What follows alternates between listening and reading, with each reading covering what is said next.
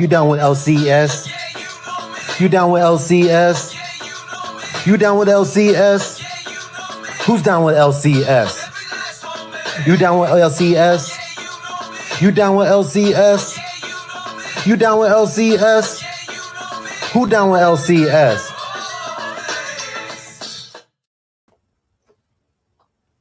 Good morning or afternoon now, Saturday afternoon. Yep, that's why I did it for you, Jimmy. Since it's technically not breakfast anymore, I didn't want to run the breakfast promo. So I did the Dancing Girls for you, Jimmy. I saw you in the chat. So, Cap, good morning. Saw Chop in here earlier. Thanks, guys. Thanks for stopping in. Will, thanks for coming in. Yeah, so woke up this morning, and Will can probably attest to it. It was 10 degrees here in New York, Long Island, wind chill below zero, so not a good day to be outside. I haven't had lunch yet. I was going to have a lunch after, and it's probably going to be leftovers from last night.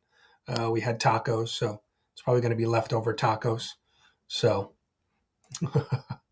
But yeah, freezing cold here in the Northeast today.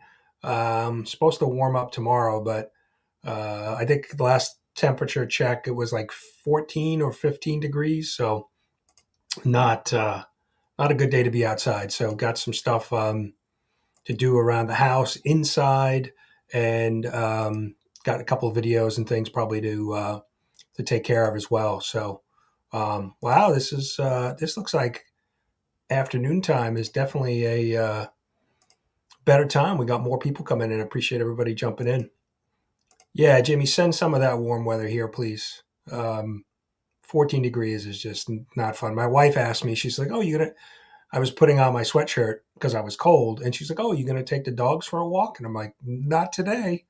I usually take them even when it's, 30 degrees, 40 degrees, whatever. But when it's 14 and wind chill below zero, I'm going to skip that. I don't think they want to go for a walk either. So, but yeah, I appreciate everybody jumping in. I know, I think this afternoon, Slab Hub, Rob Fat Stacks Slab Hub. So I think probably about 2.5 hours. I think he goes live around 2:30. So I figured I'd mention that. Couple shout outs that I wanted to do. It's amazing. And I'm sure you guys can agree. Finding new channels almost daily or weekly, subbing up new channels. There's a big community as well of card collectors and obviously toy collectors that are in those niches that specifically collect. And some of the card collecting channels are really fun to watch. Very supportive of our community. I'm seeing some crossover, so comic books, toys, cards, baseball cards, football cards, all types of cards. There's so many cards out there now. I mean, Marvel, DC have cards. I'm drawing a blank. The wrestling, WWE, and I can't even think of it. The fighting leagues. I'm drawing a blank on the name, but so many. So it's a lot of big crossovers. So definitely check out some of those channels. But I wanted to mention, and the links are down below. I've been following Manny Reads Comics for a little while. He's another Spider-Man fan. He does some Spider-Man reviews, but he just kicked off a show this past week with the Vinyl Casket and Omni City Comics, and all of their links are down below on YouTube and Instagram. And they're doing like a weekly recap of the best comics, and then they're going to vote on those, and then whoever is the champion each week will then go to the end of the month, and then they'll kind of crown the monthly comic, the best monthly comic. So definitely need to go check those out. Yeah, Pokemon, Magic, sports. But what's the MMA? That's the MMA cards. Seeing some of those. It's crazy the that community, the card community is really big, and some really entertaining, um, channels. Okay, yeah, yeah. Northeast is cold today. Remy, what's the temp in North Carolina today? We're around 14 here last time I checked. So yeah, Diamond Princess. She's another one, right? And it's interesting. I'm starting to learn some of the information that the card community handles. There's TTM through the mail. They do a lot of RAOKs. They're calling RAKs, random acts of kindness. It's just another form of, gifting somebody. Like I said, through the mail. And they do a lot of things where they're sending boxes of cards to other channels to open, like sponsoring their channel. So it's a way for them to create content, I believe, and then they're sending those cards back to other people. But yeah, Diamond Princess. I think I found Diamond Princess through Slim Comics and More, because Slim, Sean has a lot of cards, collects a lot of baseball cards and things. So, but yeah, it's just interesting to see the crossover between the different collecting niches. So it's definitely it's definitely interesting. So, and as a kid, I bought baseball cards and flipped them, right. As a kid, I have a couple baseball cards. I think I have like a Mike Piazza rookie, um, but I don't really have any big collection of cards. But I remember collecting the Batman when Batman 1989 Michael Keaton came out. I had a bunch of Batman cards from that series. I've collected some movie type tie-in cards over the years. So, uh, Garbage Pail Kids, right? The stickers, those cards, Icky Vicky, and all of those. I remember having those as a kid too. So, um, but yeah. So just yeah, check out the shout outs. Like I said, Manny reads comics, the Vinyl Casket, and Omni City Comics. Um, they just kind of premiered a new show on Manny Reed's Comics channel, so definitely worth checking out. Um, so yeah, Pops, yeah, a ton of Pops channels. It's interesting because it's just we're all collectors, right? Whether we're collecting comic books or figures, statues, pop figures, cards. It's the kind of the same mentality, and it's good to see. There's a lot of support for the other niche, collectors. They're supporting everybody with like random acts of kindness. So it's interesting to see, and there's definitely some crossover and some support for some of the channels. So definitely there's some entertaining card channels out there. Even some of the pop figures. Um, it's certainly rabbit holes that I don't want to go down in. Um, I forgot to post this if anybody wants to jump in. I always forget to do that. There's the link. I'll drop it in the chat. So yeah, it's, it's cold here today. It's supposed to warm up a little bit tomorrow, but we're supposed to get a storm Sunday night into Monday. Looks like it's going to be rain, but hopefully and not no snow, and hopefully it'll stay that way. So yeah, yeah. Sports is another time suck. Big football weekend this weekend, and NFL wild card weekend. A bunch of games two today, two tomorrow, and one Monday night. So yeah, I probably spend less time watching sports now than I did in years past. Um, but yeah, it's football 3-4 hours can be a big time suck when you're watching your favorite team. And my team is the New York Giants, and they've been terrible. So it's like wasting time watching them right now. So um, yeah, I didn't really have much planned for today's live stream. Just kind of wanted to chat, see what was going on in the community. Um, I do have a bunch of videos that are coming up this week. I've got some unboxing stuff, some comics. I actually got a Spider-Man Marvel Legends figure for my birthday, so I'm going to unbox that. A bunch of different stuff coming up. I'm going to do a video for Legion for his 1,000 sub giveaway. So a bunch of different stuff coming up this week on the channel. So if anybody wants to jump in, please do. Save me from talking so much. But too, what did you guys read this week? Let me share my screen. I'll show you. Um, so these are the books that I picked up this week. If you watch my new comic book day haul, you saw it. But so Spider-Man 85, Amazing Spider-Man 85, Dark Ages 4, that was really good. Dark Hawk, I have not read yet. I got to get back to reading that series. I did read, I think, issues 1 and 2, really good. This Devil's Reign, Superior 4, kind of a tie-in. Doc Ock's been kind of weaved throughout a bunch of the Marvel stories recently. So, but this was the book that I really enjoyed, King of Spies. I actually picked up this cover, but a really good.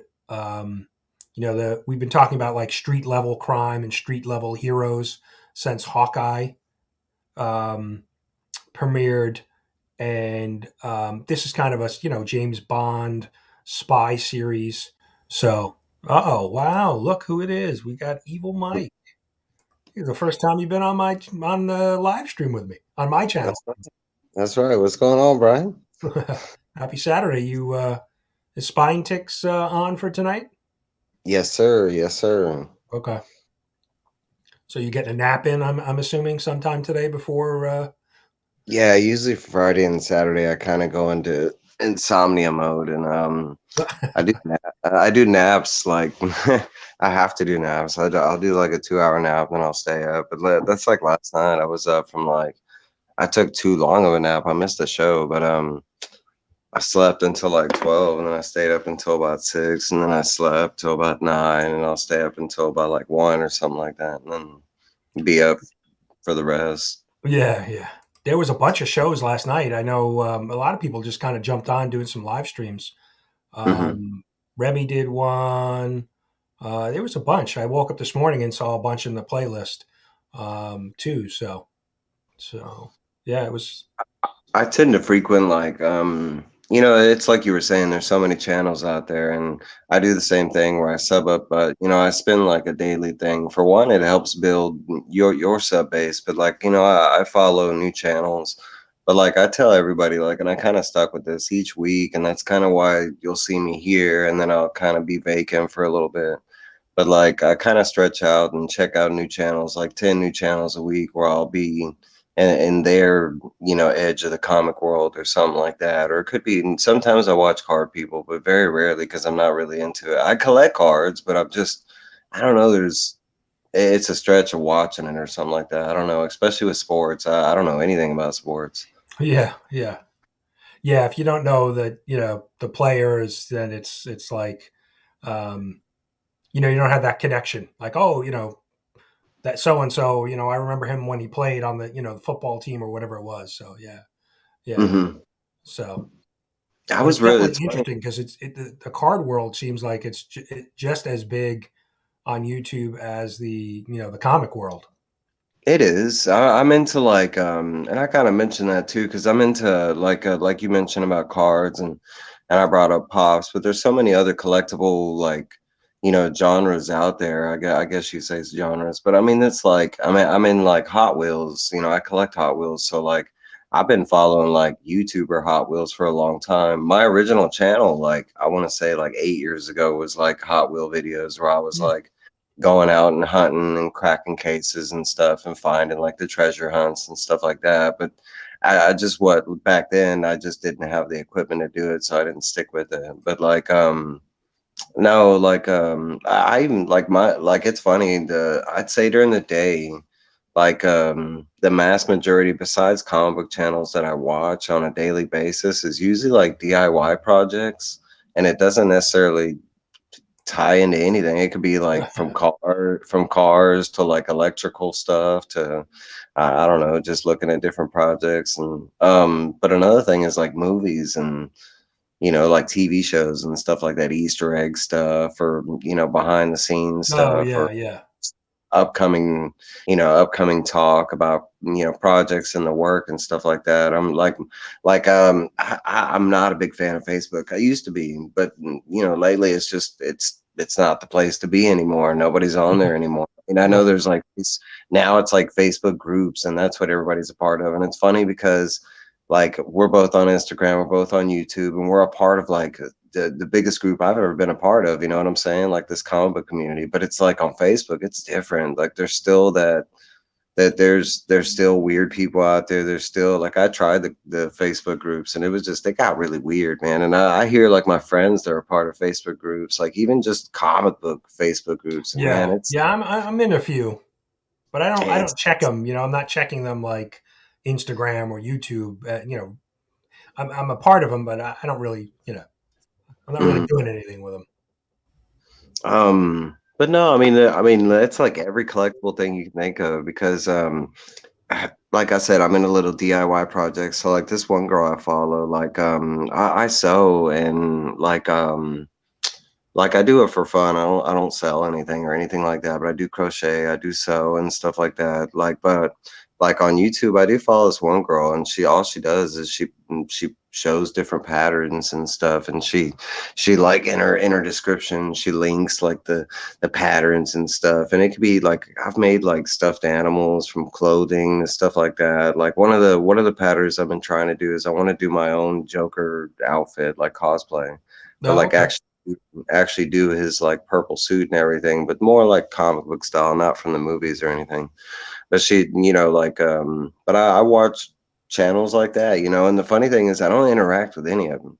Like I never have. I was never like, oh, hey, great sewing video. Yeah, you really helped me out, Yeah. No, but that for me, it was new in the comic book community. Even when I started my channel, I remember like when I first started my channel, my intention was just to make my content, get in and out, and that's it. Like comment with the people that comment on my videos, but that was it. I didn't know I was gonna be like, it was like you were one of the first people I ran into, and like Dank and a whole bunch of people, Chop, and like I just didn't know that was going to be a part of it, that there was like, that we were going to be interacting on a channel to channel basis. I don't think any other community does that. Like we were talking about, like, okay, you were mentioning cards and stuff and how they do different versions. Okay, right. But like, honestly, they kind of do and they kind of don't. Like I believe like cards do, but I believe in the comic book community, we're like, it's so much more giving, and it's not even like just the giving part of it. What's up, Will? Hey, what's up, guys? Today's a good day to stay inside, Will. It's cold out there. It is. Oh, it's cold inside. I had to turn the heat up. I went to bed, and like it's been like up and down here, but Houston's always we don't really have a winter. But I went to bed and it was like in the high 90s yesterday. I woke up and it was like back in the 50s, and that's kind of like our winter. It's like it comes and goes. The cold will be here for like 2 or 3 days, and then it goes back. Like the last Saturday, we had a storm and it stayed cold for like 3 days, and then after that it went back to like the 80s and 90s. It's so weird. Yeah. Yeah, that is weird, because like one day you're wearing a sweatshirt and the next day you're in shorts and a t-shirt. I know a lot. A lot. Yeah. Well, I know a lot of people, and I think like people in Florida and Louisiana and stuff like that can attest to. But like people that aren't used to this, they get real sick like real easily. All the temperature change, and that usually this is the time when everybody's getting sick, and not just flu. It's usually like upper respiratory viral diseases and stuff like that, infections, but it's because it's like sinus problems and stuff like that, especially allergies, boy. Like if you have allergy problems, you don't want to be anywhere near the South during the wintertime. It's not. That's crazy though. No, today it's nice and chilly. We know what to do. Don't go outside. Stay indoors. Stay inside. Turn the heat up. Of stuff to do inside today. Yeah, I actually had to get an emergency oil drop the other night. I woke up and it was like 58 degrees, and it had snowed the week before, so the oil guys charged me, but never actually dropped off the oil. Oh man! And so my tank ran dry, and I woke up in the middle of the night just freezing. It was bad, but the guy came. Funny story too was he said he was the nephew of Ralph Macchio and showed me a bunch of pictures of him hanging out with Ralph Macchio. So apparently I got my oil tank filled by Ralph Macchio's nephew. That's funny. It's all in the family, right? Yeah, right. What does that mean? Okay, I'm not familiar with that term. What does that mean? Like an oil drop? I know it has to be. Yeah, we just, my house is heated by oil. So we have an oil tank, and basically the truck comes and they just usually hook up the hose, and, they call it an oil drop. They just fill your tank with oil. And I never. Yeah, most houses in the Northeast are oil based. So oil heating. We do gas and electric, of course. But a lot of our areas on Long Island don't have. They're trying to expand it, but it's pretty expensive infrastructure to do. But there are some houses that have, gas hookups and can run on gas. But yeah, you got to maintain an oil tank and an oil burner. Jerry, if you watch Jerry the Jitterbug, when he's in his basement, you hear his oil burner click on. Is that what he's talking about? Yeah, that's when he closes the door or something. You always hear it. I thought he was talking about like it was an oil like in his kitchen. Like I thought it was like, when people deep fry stuff, they have like the oil tanks and stuff. I thought that's what he meant. Like I thought he was like warming up his, because my friend does that. My friend has like a deep fryer, and he has a big one where he can do whole turkeys and stuff, and like I mean, it makes that same noise. So I always thought that's what it is. No, it's That's for like, heating. okay. Heat the house in hot water. Okay, I got a question for you, and he's in the chat too. Okay, so, and I love Chop and Drop's my dude, right? And I know all of us have at some point watched Daniel's videos, right? Chop and Drop's videos. What's that? I've been trying to figure it out, because like I've been so sly, and I've even like, I think I was one of the first people that captured him on film. Like I was like, bro, I saw you. You get a reflection every once in a while, yeah. And like, okay, so what's the vibration? What's the vibration in his videos? Every now and I used to think, because of like Gary B, you watch his videos and like there's a vibrating hum, and I found, okay, it's his phone. So I was like, that one's easy. But in Chop, he's got this weird like it's continual throughout his whole video, and like I think it's an aquarium. I used to think he was filming and like he was at work, and I used to think he was at like, how they have those like the crane machines and stuff. They kind of make that noise because every now and then they'll go into test mode, and the claw will just move on its own. Like they make that noise. So I was like, is he in like a fun house or something, or an arcade? I was like, that was it. I'm always watching because he shoots in front of the iPad. So I'm always looking at, you hear the video of whatever's playing in the background. So I'm always kind of focused on that. So I never really noticed that in his videos. He just, I think he just let us know. Oh, it's alert on his phone. See, I don't think it's alerts on his phone, because there's something continual. I used to think that too, that it was like, because my phone used to do that. I used to be real bad about like I turn off the notifications and stuff. My phone would still be vibrating. So I had to get used to the do not disturb thing. But like, no, on his it's different. It's like, I mean, so it could be the furnace, because we don't really do furnace. Like I don't know anybody here that does a furnace. Like, so how do you guys? What's the heat in your house? It's gas? You said, right? In your apartment? Actually, no. In my place, it's either electric or fire. Okay, yeah. Because like well, down here, I want to say for the most part, like having like gas in your house is kind of like a rich thing.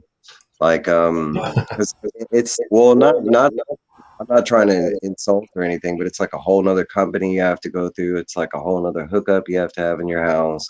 And most houses, like, I mean, most all buildings in Houston, they're kind of old, so they all have gas hookups, but it's still like a whole nother deposit, so most places like down here are electric. like I have like in mine. I mean, because like I think the coldest it gets here, and last year I think was the coldest it got, and it was like maybe Diamond Princess. You dropped like in. We were talking about her earlier. 10 degrees, something like that, 15. I mean, it doesn't get that cold. I mean, we got snow for the first time in like I don't know how long. So, and like real snow, not our snow where it's like sleet with like hail, Yeah, I mean, there are some places that have electric heat here, but the electric is so expensive here as well. Like I just got notification that my electric bill is going up again, so there's, the Northeast doesn't have a lot going on for it. It's not cheap. Other than maybe it's beaches in the summer, but or everybody thinks Hamptons or New York City. We're either at the beach club or we're at the Statue of Liberty. They don't understand all the other things in between. Central Park, where either it's like a bad thing or a good thing, or subways, or Yeah. alligators in the sewers, or like massive rats that beat you on the subway. It's funny when I first went to New York, I heard because it was planned, and like I only went there for like a short time, but I came from Texas and I'd never been there, and most of the people that that knew I was going, they it was all like speculation and like rumors that they had heard. Oh man, you got to like tuck in all your money in your socks, or it's gonna get yeah, you gotta get mugged on every corner. Yeah. Don't take offense to when nobody says hi to you because nobody's friendly there. Like I've heard like so many things, and like when I got there, I got robbed shortly, like right after I got there, but it was just like my dumbass. Like I was kind of amazed by the city, so I had left my stuff like abandoned, like looking around. I was like, oh, and I came back and it was gone. No, but like as far as like being robbed or anything like that, nothing like that ever happened. But it was a long time ago. But New York was badass though. Coming from like Houston to there, it's just a whole different like city. I had this one guy that came to Houston, right? And he was from New York. And he came here and he's like, man, I hate Houston. And I was like, why? And he was like, and I hear it all the time. I'm not bothered by it, but he was like, man, I hate Houston. And I was like, why? I was like, you just got here. And he was like, yeah, but like everything I've seen is like, it's just wide open spaces. There's no like skyscrapers and stuff like that. I was like, bro, you're about like 10 minutes into Houston. And like to get to all the skyscrapers, that's about like 2 hours that way. Houston's huge. I was all like, and it changes all over. You might be in an area like over here. I have like a mix where it's like I do have a city area, but I could go like a block or two that way, and it's like farmland and stuff. It's really weird. It's like, New York is laid out that way too, right? Because you have Long Island, which is kind of, suburban. We've got beaches, and then you've got New York City, which is people they think Empire State Building, Statue of Liberty if they've never been there, but New York City is pretty diverse, and then you go north of the city and you're in the country. Yeah. 2 hours north, you're in mountains. So New York is very, but people think, when you say New York, people immediately think, New York City. Yeah. Like Manhattan, really. Times Square. Right. Mm-hmm. Right. But I'm originally from Brooklyn, New York. And I tell you what, I hated it when I moved to Long Island because I was like, where's the subway? Right. We have the Long Island Railroad. I was like, it runs every hour to hour and a half. I was like, what is this? The buses are almost non-existent. There's no public transportation. So, even though I have a car, I just, you can't wake up and just go outside and walk to the corner store or bodega or something like that. Everything's a planned trip, get in the car, make sure you got your bags because you got to pay for bags these days. And it's so different. Long Island, and then you've got Bronx, Brooklyn, you've got Queens. Queens is even a lot different than like Eastern Long Island where we live. That's why I was in Queens. Yeah, Queens is so different. And then upstate is like you're in a different country. It's like totally different, because you're mountains and you can go skiing in upstate New York. I never even went upstate. So like when I saw pictures, I was like, what the hell? I had never even seen that part of New York. So I didn't even know that side of it existed, like all the mountains and stuff like that.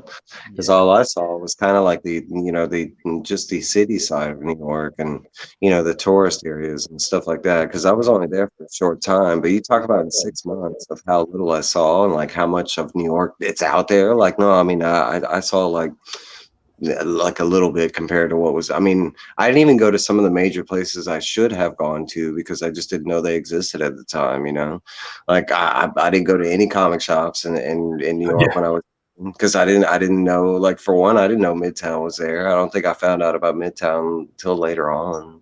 I don't know. 4 locations now in New York City. There's 1 in Queens and then 3 in New York, 1 uptown. Well, 2 uptown, one's on the east side, one's on the west side, 1 downtown, and then there's 1 in Queens. So you can go to 4 different midtowns. I thought there was only 1. I thought it was just that big one they show off where it's like in Times Square or whatever. That's the main one, the Times Square one. Glass panels. Is that Yeah, the that's one the where? only one I've been to. I want to go into the Queen store because the Queen store is kind of like an outlet store and they run a bunch of different sales. But I haven't been there. I'd like to go. I just haven't. Yeah, that one's open on Friday, Saturday, Sunday. We Right. should. Somewhere, It's a weekend. somewhere in that same area, and y'all might know it, but there's a pop shop, and it's like the coolest pop shop in the world. Well, there's one in Japan, but like in New York, there's one too. But I know it's in that same area where Midtown is, maybe on the same street or something like that.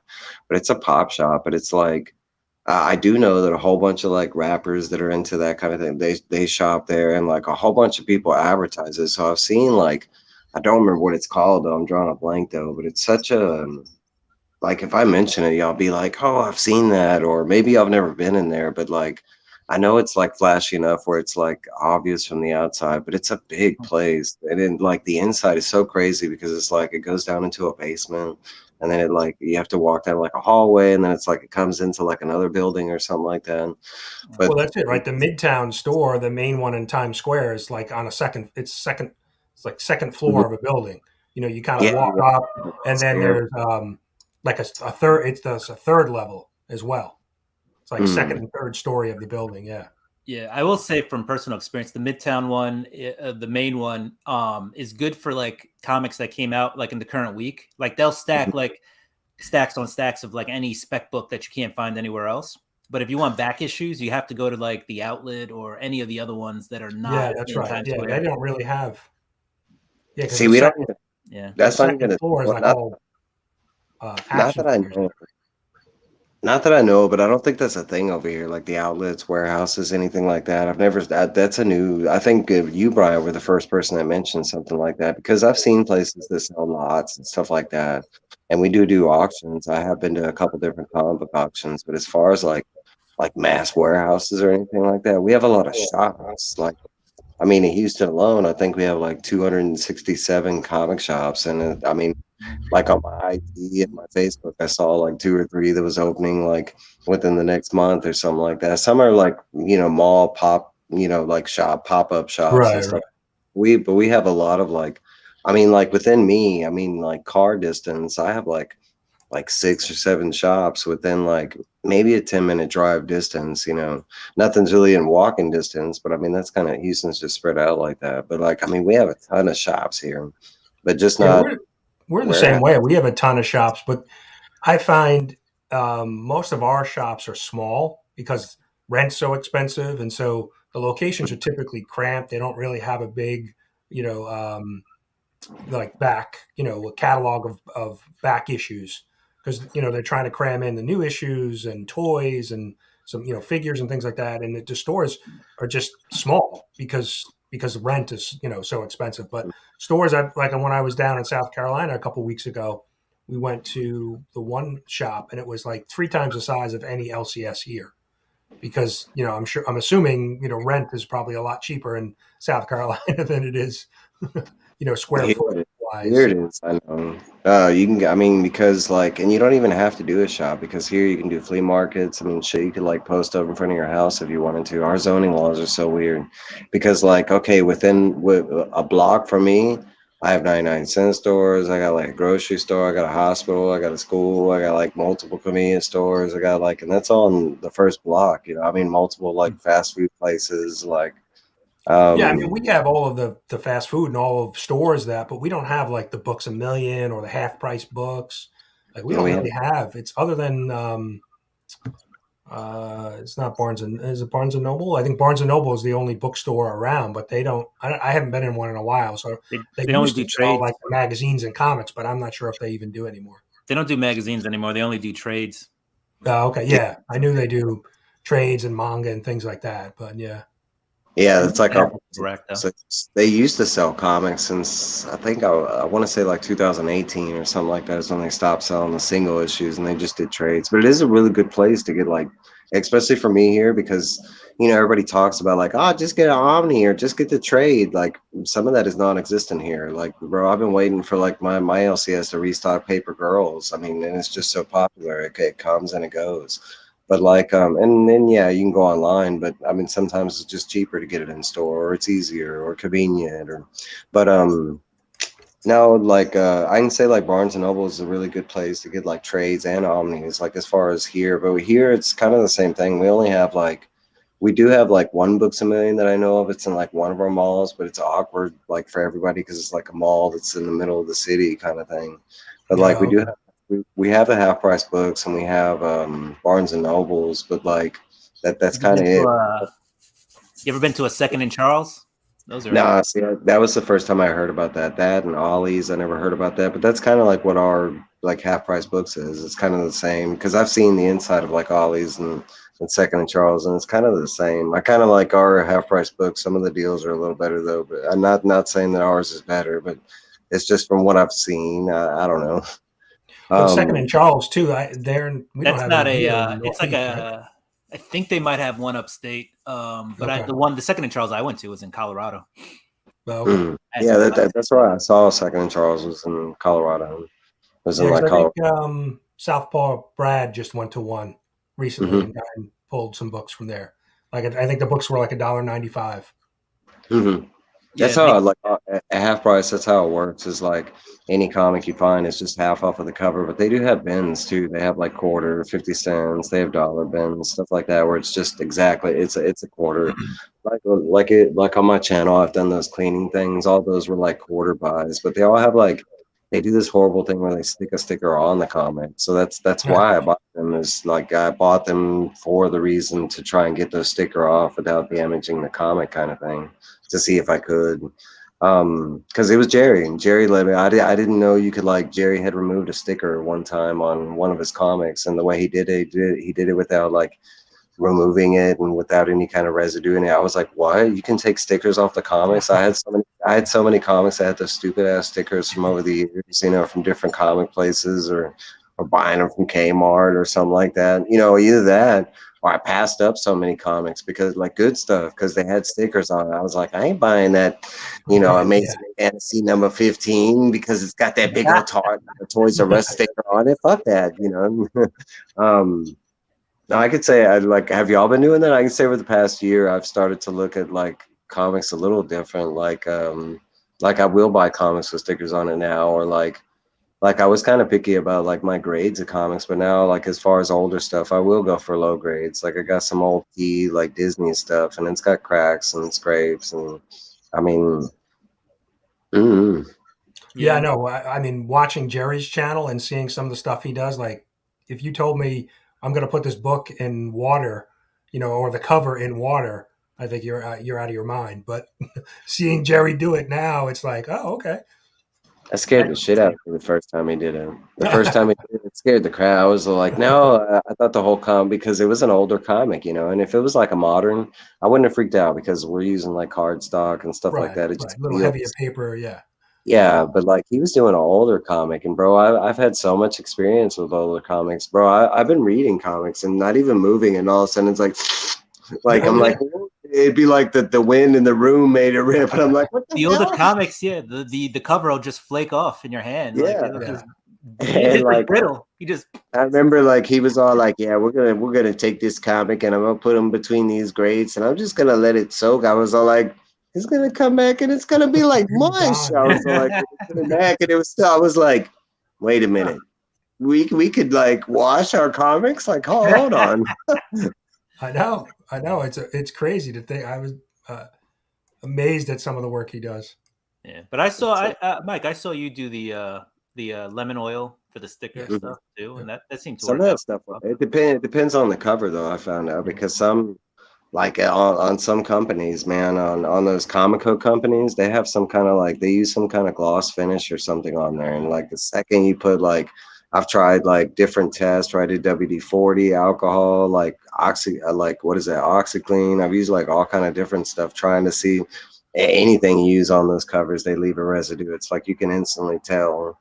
But it's not like on Valiant Comics, bro. It don't matter what you put on there. You put WD-40, you put like alcohol, like it don't bother the cover at all. It's really, it paints a different picture, like the paper quality that they were using back then, like, and it's still kind of the same deal now. Like the Independents had like better paper quality Oh, compared to definitely. Yeah. Marvel.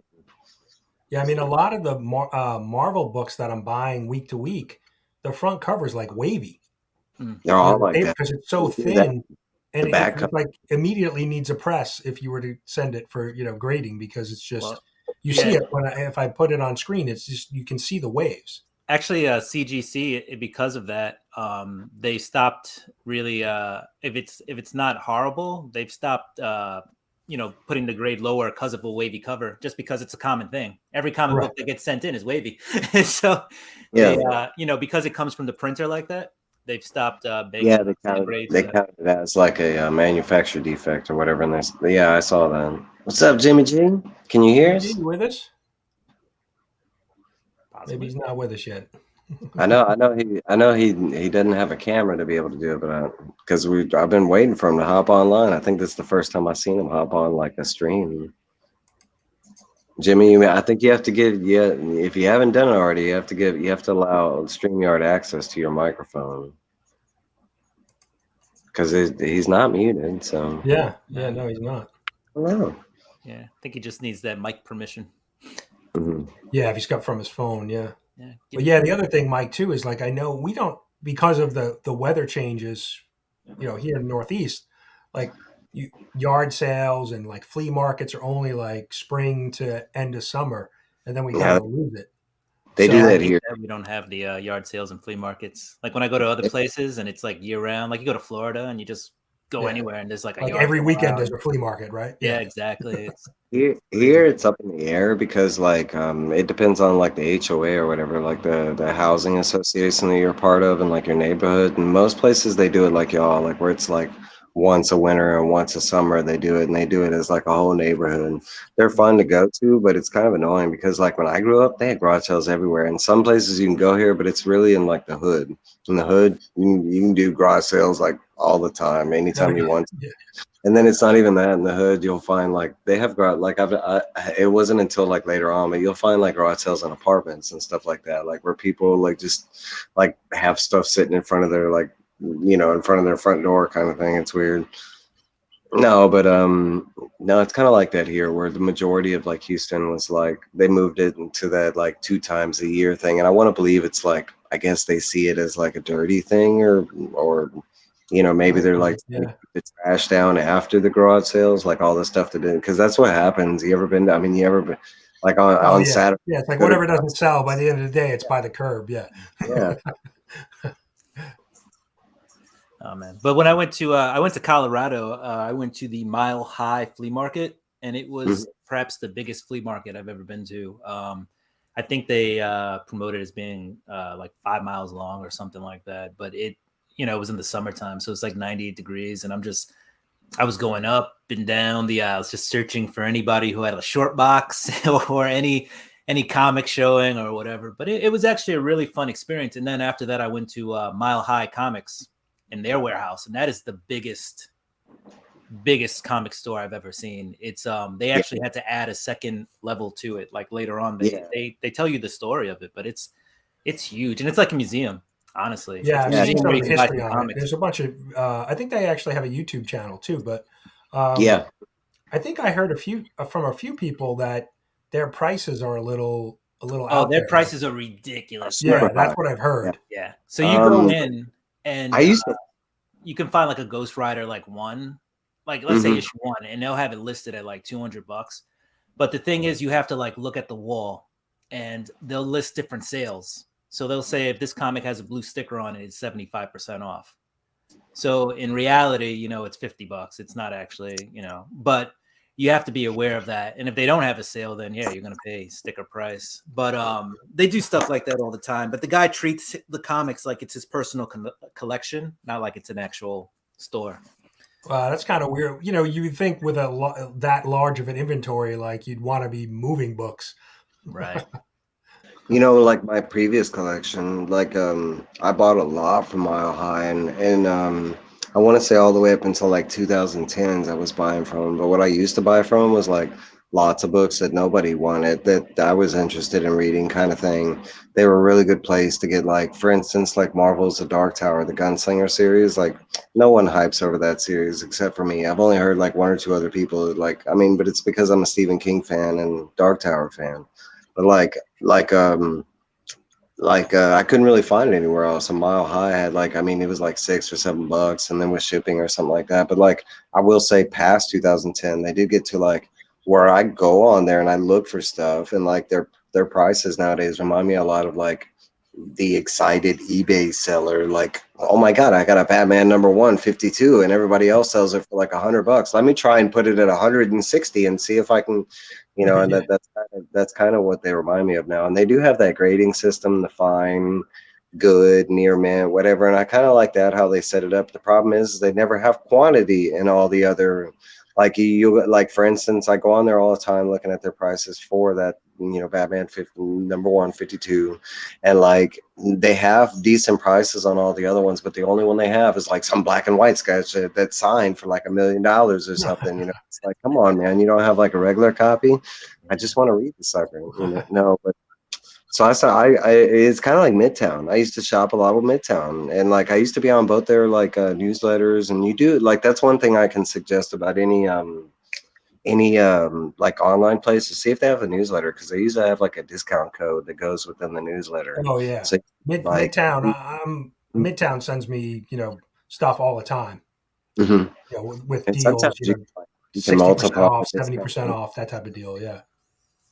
I don't know. Midtown even started flipping to me. It wasn't like anything to do with like, I never, from all the big companies, I never really had shipping problems. Not yet, but um like as far as like the distribution or the shipping or how it comes or anything, everything, Midtown, Mile High, all that's been good. I actually, as far as I can remember it, Mile High was really good.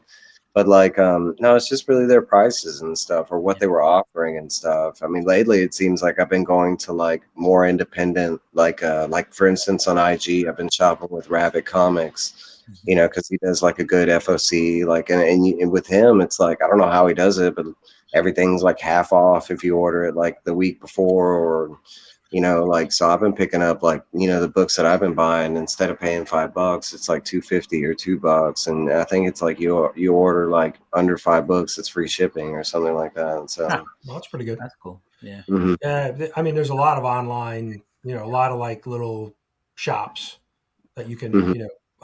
what is it, Frankie's Comics. There's a bunch of different ones.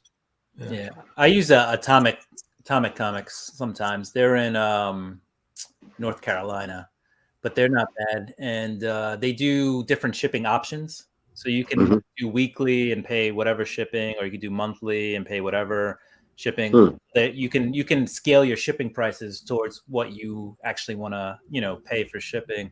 But what's really cool is they list what comics are coming out, so you can do your pull, whatever, and then they'll show you like A, B, C covers, so you can pick whatever cover you want, or all the covers, and then they'll show you the ratios, and you can bid on the ratios. So you can say like a 1 in 10, you could say I'll give you $10 for it, and if they want to accept it, they'll sell it to you for that price. Oh, And okay. if That's they don't interesting. want to, then Atomic Comics. Oh yeah. So if you do like a subscription service with them, you get the I option. know I'm a D-Man, and well, now he's like main event. But I know a couple of different people that shop with Atomic. I think I've ordered from them a couple of times, but I've never done FOC or anything like that. Yeah, so yeah, when you order for them, it's a little bit different. You just pay whatever price they put, and they ship it to you. But if you do like a subscription type pull deal with them, then you can do the ratios, and if they have like a 1 in 50, you can say I'll give you $25 for it, and if they want to sell it to you for 25, they'll sell it to you for 25. I got a couple of ratios in that way. Sometimes they'll put a minimum price. So if it's a big book, they'll say like you got to bid at least $40 on this. But it's you get to negotiate with them a little bit. Yeah. I mean, at least they give you the option, which is kind of cool, because you don't hear about that, which is really nice. No. They charge you the incentive price, which is like, and especially like, and we've already seen it. Like, bro, like look how many Federici than Batmans, like, how hot they were when they came out, like, bro, and how expensive they were when they came out. Now, bro, I've been finding them in the dollar bins. Like I found two. I got a Federici like Scarecrow, and we got a Federici Miracle Marlin like for $1. And I was like, what? And they're virgin incentives. I was like, come on. Right. No, but I mean, some stuff does stay hot. I'm not saying, but I mean, like, but it's nice to have that option to at least, you know, maybe get it at the cheaper price, because that's why I stay away from incentives and ratio. For one, you know, some people know my current, so I just don't have the money to, you know, blast on crazy stuff like that. But even to have the option is nice, I'd say. So that's kind of dope. I've never heard that before. Yeah, it's a pretty cool feature. Yeah, you just have to throw the book in. Well, the one caveat is you do have to throw the book in like your pull. So right, so you saying you're going to buy the book, so you're sucked in to buy at least the A cover, and then once Right. you say, all right, I'm going to Then buy this issue, then you can, like, you know, bid on the incentive ratios at whatever That's pretty price. cool. Yeah, I got to check that out. it's still not bad though, because I will say, I mean, for most of us that are huge comic collectors, and I'm not a big like where I buy like every variant that comes out, but most of us will buy like, you know, an A, a B set or something like that. So that's not out of the realms of things. And like even getting stuck with the second cover or something, that just means A okay, or sell it or trade it, or you know. Yeah, and it's actually sorry, it's not Atomic Comics, it's Atomic Empire Comics. Oh, So you have to add the Empire, Atomic Empire. I'm glad you said that, because I know Atomic Comics. That's the one I was thinking of. Yeah. So yeah, Now, slightly different, but this one is in Durham, North Carolina. So you know you got Yeah, I the gotta right check that one out. if it says, and they have free shipping if you order over $75. So Oh, nice. I know I ordered from Aegis, you know, Aegis of Alaska. What is it? But Aegis Comics of Alaska, that they have a YouTube, and they're kind of affiliated with Spintex on a level. They're friends, but I order from them. But the only thing is it's Alaska, so they do have really great prices and everything.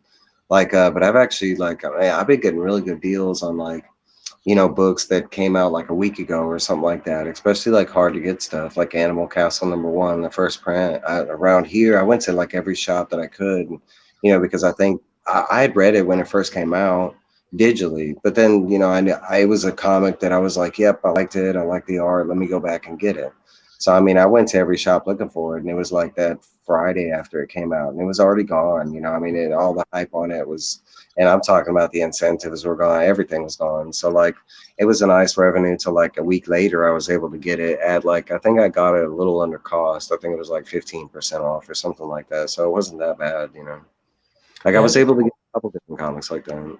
there's a couple shops locally that do that. Like the LCS that I normally go to, they keep at least, I think, the last 2 weeks worth of books, you know, available. And then, you know, at some point, probably about a month, they move them to kind of the back issues. So, I mean, there's another local shop too that does, they have basically everything for like the last 6 months still on the shelves, like, you know, new releases, and then they discount them. They do, you buy 5, you get 2 free. If you buy 10, you get 4 free. So it's pretty good. Like if you're looking for back issues, you can go, you know, there's a couple places that you can go and find them. Well, that's how I found like God Country and Undiscovered Country and some of the hot stuff that was already like past and gone. Because I have a shop like that where it's like they'll take like all their, they're weird about it. I don't even understand why they do it or how they do it. But what they do is they let everything pile up on the shelves for like 2 weeks, like new comics. And then what they do is they take all that and they put it behind, you know, closed doors or whatever, and then it sits there for like a couple months. And for some reason they take all that and they just stick it in bins. And when they stick it in bins, it's like buy 4 get 1 free kind of thing. But they're all like cover price and stuff. But that's how, like, I mean, I got Undiscovered Country first print. Like I think I bought all like 5. I bought Undiscovered like 1 through 4, and then I got like a second print of #1 or something like that. And it was all like cover, and then one of them was free or something like that. I don't know why they do stuff like. I want to assume it's people with boxes and they just let it, you know, subscription boxes, and that's like their overhaul from people not picking up stuff. I want to Yeah, it assume. could be. Yeah. I know last time I was at my LCS, there was a list at the front register of like a dozen names that people that hadn't picked up their pull list in like over a month. And so they were calling them and saying, "Hey, either come get your stuff, or we're going to release it back into the into the My wild, and you're going to lose it." So My LCS is down because, like, when I lost my job, I instantly like wrote both my comic shops because I had a box of both of them, and I told them, "Hey, discontinue my box. I'll come and pick up everything that I have in the box right now and pay it off. Take me off." Well, like one of the LCSs did it automatically, and they even like. I think they even threw in some free stuff or something. They were like, "Hey, I'm sorry you're going through this. We'll keep your box open and we'll eliminate what you got," kind of thing. The other LCS, like they didn't even like bother to read it or something like that. So I went to go pick up my stuff, and it was supposed to have cut off like at a certain week, and I went in like during the beginning of the next week, and they were already pulling stuff for the next week, and I was like, hey, I'm not. Yeah, I'm I told you to stop. Yeah. Yeah, and like I even took my credit card off everything, so they don't even have a way to charge me. So like, so I stopped it, right. A guy told me he was gonna fix it, so I wait like 2 weeks, and I go back, and I think it's to pick up like Sweet Paprika or something, and I go back, and I was only going in there for 2 issues, and they're like, "Hey, we got your box ready," and I was like, "Okay, what's in my box?" And they brought, and sure enough, it was like 2 weeks worth of Yeah. comics, and I was, Yeah. "Bro," I was all like, "No, I'm not paying for these. I told y'all to cut the box." So I haven't been there like in 3 months, something like that. And I told, I just stopped going there and stuff. And I was like, evidently they were not getting the point or whatever. I went there like within this month, but it had been like 3 months since I've been there. Bro, they're still putting stuff in my box. Oh, I was gee. like, no. So I stopped going. I was like, no, man. I was like, and it's fucked up because it's the closest shop to me, and it's the one I like going to the most, and they're being like stupid about it. I was like, no, I sent y'all emails. I even like resent the emails I sent, Right. like where And I told you actually got. in store, in person.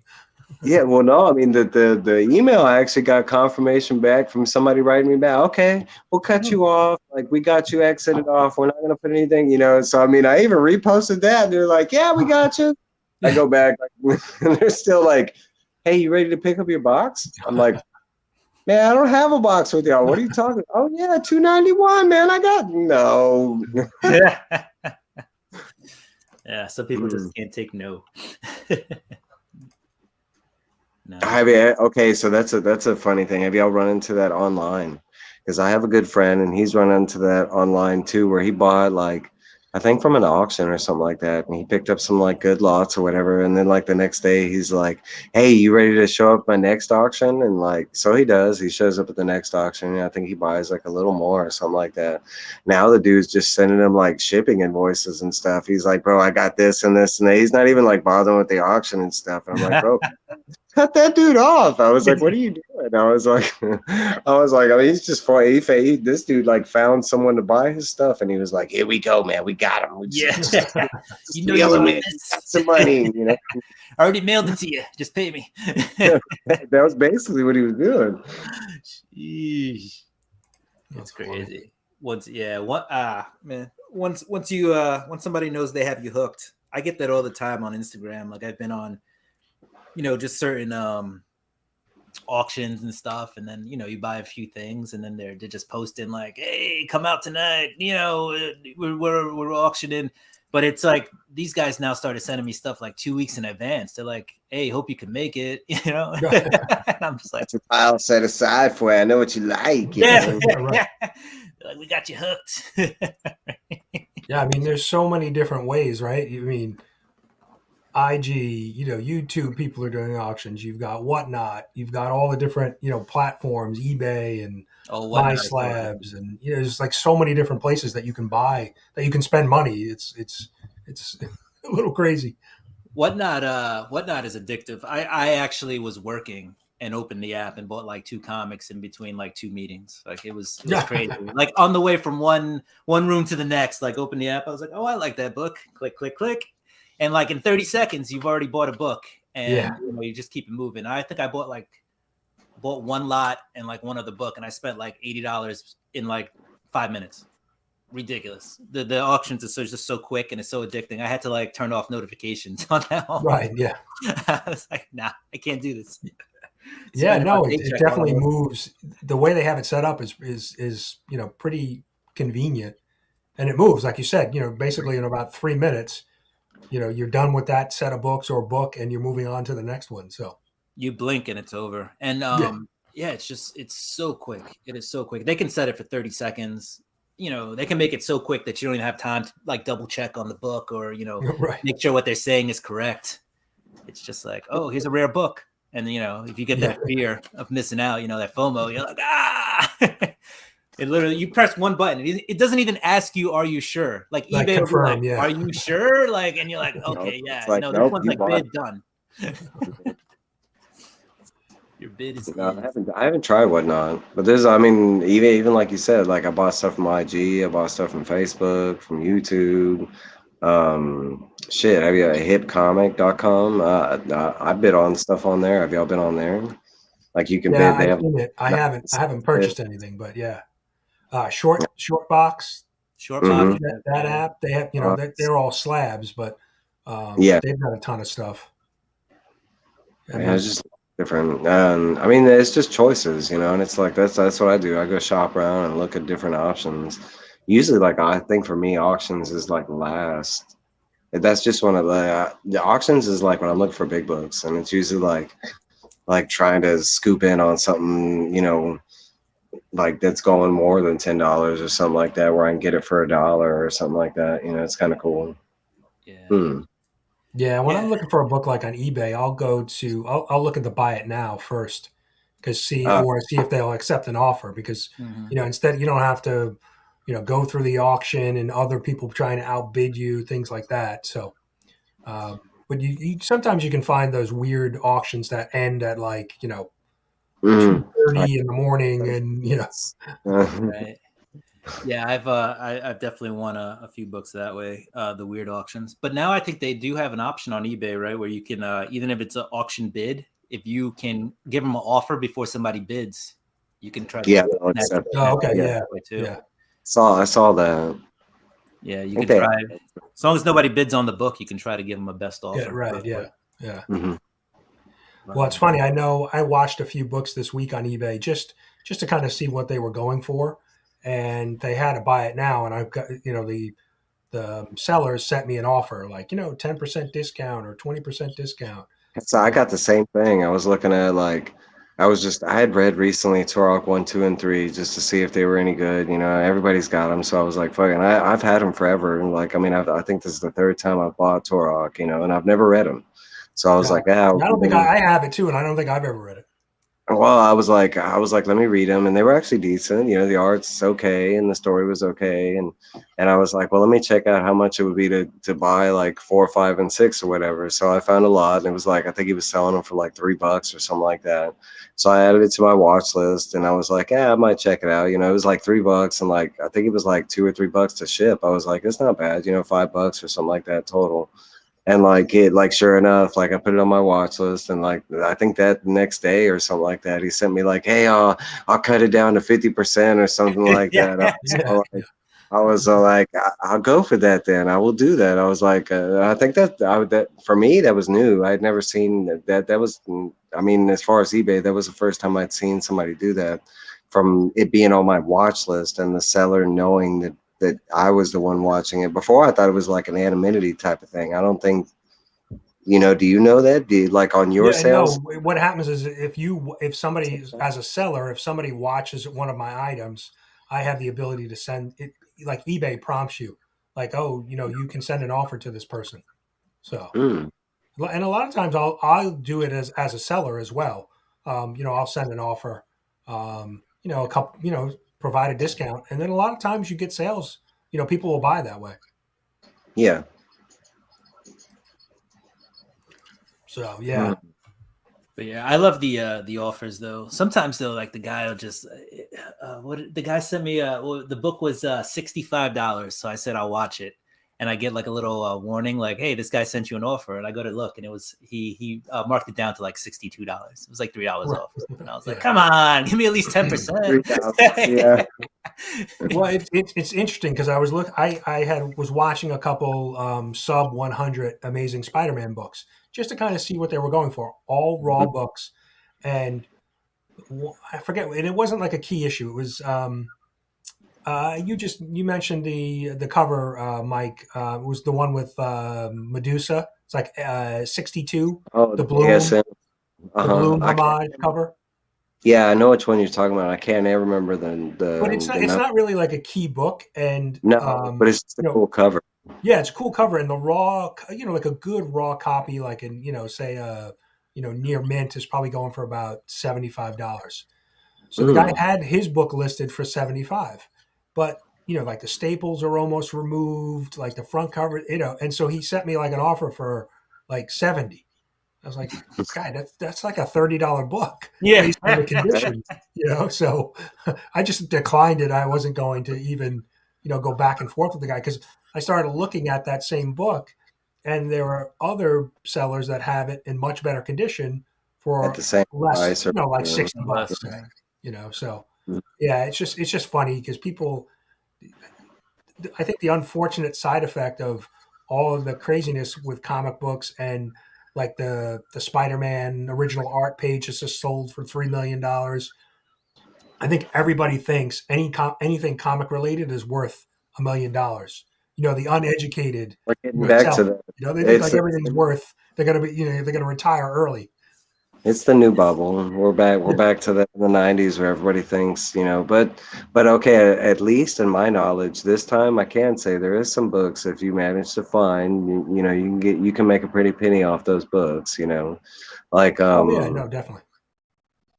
but no, that is coming back where it's like because I have had real people in real life ask me about like, oh, dude, you're into comics. You have to be like a millionaire. I know and it's just because you have comics kind of thing. So I do know that concept is coming back because of how pop, but it's because I mean, it's just how many eyes are on comics again, and I think it was that way in the 90s because before, and I know we've all suffered that if you're old enough, but it's like a bullying thing and a nerd thing and and like, I mean, recently in the past couple of years, it's like, it's a cool thing. It's a popular thing, I mean, Right, this is kind right. I mean, it's kind of new, but I think it's the Marvel movies, just it being more public and stuff like that, like where the source material and stuff like that. It's a But hip like, thing, right? no, but I Yeah. do believe we're back. We're back in that bubble. But on another term, I don't think the comic book companies are treating it like they were before. Like, because back then you could say the bubble was an attribute from the comic book companies, and I believe that's still here. It's just in different. I believe there's like more market manipulation now because like that you brought up the Spider-Man sale for like what was it, $3 million for just that print of the Venom or whatever, and it's like who bought that, I mean, Right, and why, yeah, yeah. like when there's so many other art prints that you can get for like $100, like why, I Right. mean, Yeah, I read Yeah, too that why?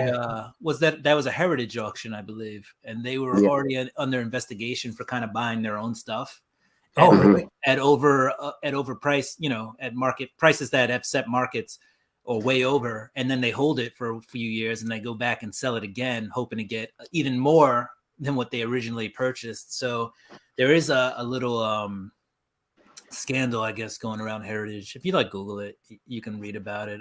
But apparently they've been investigated by like even the New York Times. They're like an investigation into it. Oh, So wow.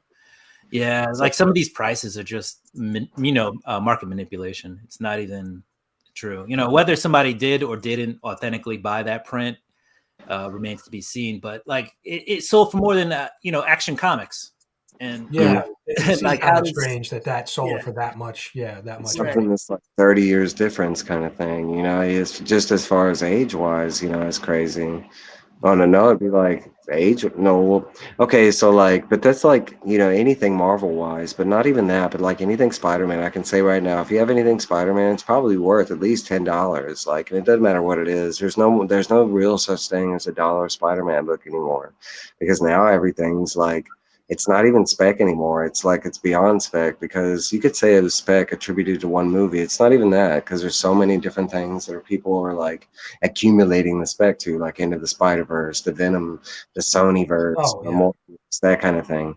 So like right now, I mean, for a Spider-Man fan, it's kind of nice because everything you got, it's some pricey stuff. I mean, look at like right now. I mean, I recently just thinking outside of the bubble and was thinking about different Spider-Man characters that no one's talking about. So like everybody hates Ben Riley. So I was like, let me go see how much his first kind. It's already like $100 raw, like Yeah, a he's hundred got a dollars. new. They have a new series out next month, I think. Ben Yeah, Riley. and And that's now for they're. That's for a hated Spider-Man Right. character. Right. Well hated Spider-Man character, and he still sells for 100. Like finding like I mean like you're talking about Spider-Man 2099 sat there for how long, and all of a sudden now it's like the popular thing, you know. And it's kind of like I mean now kind of any appearance as far as a villain or key moments within Spider-Man's life, you know, all those are kind of pricey and popular things, you know. I mean, even like I've even seen like Italian versions sell for like expensive, you know, the other country variants, like Right. Canadian Yeah. variants, going pricey, you know, like what is it like the Spanish version or so. Like I mean, ASM 300, the Spanish dropped for like it was like $500 comic, you know, and it's like it's not even the same inside as it doesn't even have the same inside. It's crazy. It's almost like facsimile, and you only get like half the comic. Yeah. Well, did you guys Yeah. see the news this week that John Romita Jr. is coming back to Amazing Spider-Man in Mhm. like April, but they're also now resetting or rebooting the series. So the current Volume 5 is going to be reset. There's going to be Volume 6, a new number 1, Mm. ASM number 1 again. Gotcha. I mean, this volume does have a lot of negativity behind it, so I Yeah. think it's more of a instead of it being a reset to sell comics, because ASM sells regardless. Right. Instead of it to reset, I think it's to kind of reset the vibe. They just need to get a new team on the book Fresh people. and just start it fresh. So I mean, it's kind of amazing because you think of like, I mean, you think of the two big companies and you think of like their major properties that sell their emblem, right? And Spider-Man would definitely be one of the top, like Marvel, you know, attributed license, right? But you're talking about like, how does a company that big with a company that's even bigger behind them allow like their main source, their comic, to be like a year or maybe a past year of like kind of a joke, you know what I'm saying? I'm not going to say that all Spider-Man is bad or anything, but in the mainstream of things, did Spider-Man on 2021 make any kind of list? Like, I mean, No, yeah, but you know, I think it is because it's what- still selling, right? People are still buying it. I'm still buying it, although the story hasn't been that great. And if you look at the sales, they're still like Amazing Spider-Man's still always in the top, at least top 5, yeah, sometimes in the yeah, yeah, top 2 or 3 sales. So they're and it's like, yeah, crazy. we'll throw it at the wall. We don't care if it still sells. You know, we're still making our money.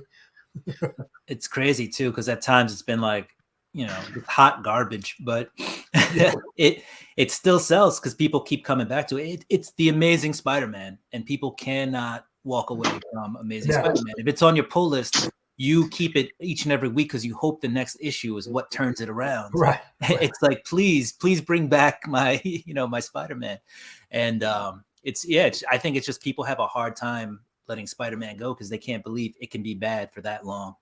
Well, yeah, right. I think this year is the 60th anniversary, right? So when you got 60 years of history behind a character, Right. it's tough to, you're going to have a fan base and everybody knows Spider-Man because of the popularity of the movies and some of the animated shows and things like that. I mean, you'd have to be, I mean, living in a he's in. cave not to know who Spider-Man is.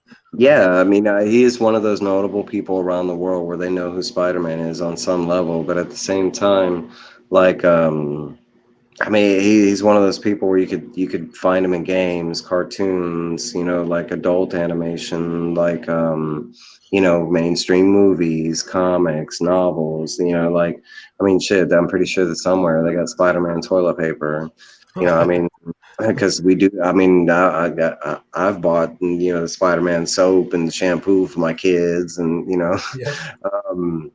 so they got. I mean, it's kind of everywhere, and it's like that with the big ones: Superman, Batman, Avengers, But like, it's kind of like it just befounds me. You're talking about like, okay, the whole Kindred thing, and I remember like talking to Brian and like trying to get him to explain who the fuck Kindred was, and like the whole thing where you have to go like 83 issues to find out who a villain was. And I was like, to me as a comic book reader, like learning that, I was like, you talk about, I just saw it as a cash grab. I was like, oh my God, they have been like spanning y'all, like for the whole, like catfishing y'all every issue for like how long?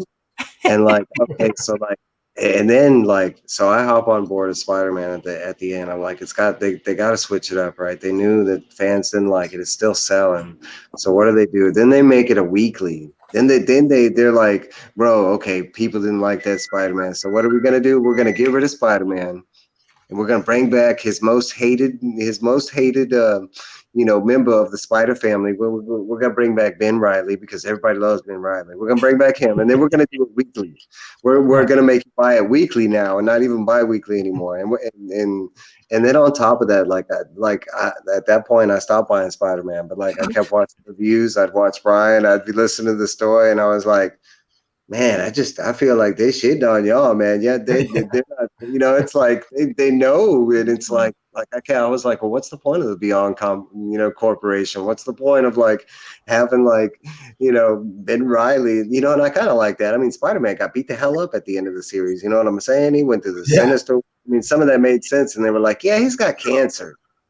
Like, come on, man. He just like they could have just said he got beat up by like 64 people. Like, well, what's the shame? What's the shame in that? You got to give him cancer. Like, and I said it in a few of my reviews. The Amazing Spider-Man has probably in the last 10 issues, maybe 4 or 5 have not had Peter Parker in it at all. No, it's been all Ben Riley. So it's like, how can you take the main character from the title series and he's not even in it, and it still sells? It does. Yeah. It's great.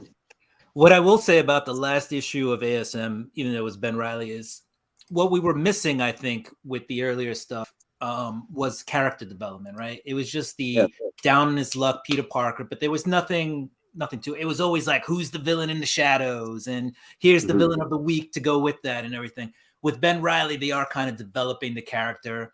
He's going from something that was a clone to kind of becoming his own person. And so in that respect, I can appreciate the new Spider-Man series, but it's too disjointed. There's just too many different people working on it. And it used to be every 2 issues, a new team would come on, but now it's like 1 issue and then 1 issue, somebody else takes over. And it's becoming a bit too much, even though they're working as a team and trying to tell a cohesive story. When you just have that many different styles and artists and stuff. Yeah, that's been the problem for me. It's so inconsistent. You're kind of, why would you do that unless they're trying to figure out who the best team is to move forward. But obviously now they made the John Romita Jr. and it's is it Zeb Wells, I think, going to be the writer. But why would you be so inconsistent and then go from publishing it, twice a month now to 3 times a month? So more hot garbage. It's like, why are you doing this? Hot doo-doo water. I mean, on a company Empire mentions it. When I got back in and started reading, it was the Spencer run too, and I hadn't read Spider-Man in 30 years, and I was like, he hasn't changed in 30 years. He's still like, he doesn't have rent money. It was like the same character. Like he hadn't grown or. No, because so like the last time I read it, and Freaky Louie brought it up earlier, because one of my favorite recent runs is Superior Spider-Man. I love that run, that art, that story was great. But like that, the last time I read Spider-Man, that's what I read, and then I come into the Nick Spencer run, and I'm like, what the hell is this? And I'm like, bro, I mean, you're talking about another 10-year gap in my reading experience, and I come back in, and it's weird. Now he's got all these problems with MJ. I don't even know why MJ's his girlfriend or even there. Like, I mean, I thought they fixed that with Superior Spider-Man, and like Doc Ock like told her to get the fuck away from him. Like, I thought that was a thing. Like, I mean, like, bro, you and Mary Jane don't work. Like, you just move on. I mean, they act like that's his only girlfriend. I mean, being a Spider-Man fan, he's dated. He's been around the block, like Felicia. He's got the ladies. Betty. Yeah, Felicia Hardy's showing up in his hospital room, leaving messages on the ceiling. But and it's funny because I want to state that I like Ben Riley. I'm not one of those people that hated the clone saga back in the day. I was for it and everything. I think that the bad part of it was just the ending conclusion to it, the explanation on what was going on, and it's kind of like Kindred. I think that was the word. It could have been cool. Kindred, it could have just been new. He didn't have to be like, like, oh, what villain do you think Kindred is? Well, I hope he's a new, I mean, like, I hope it's not Green Goblin wearing another disguise, kind of thing. That gets old.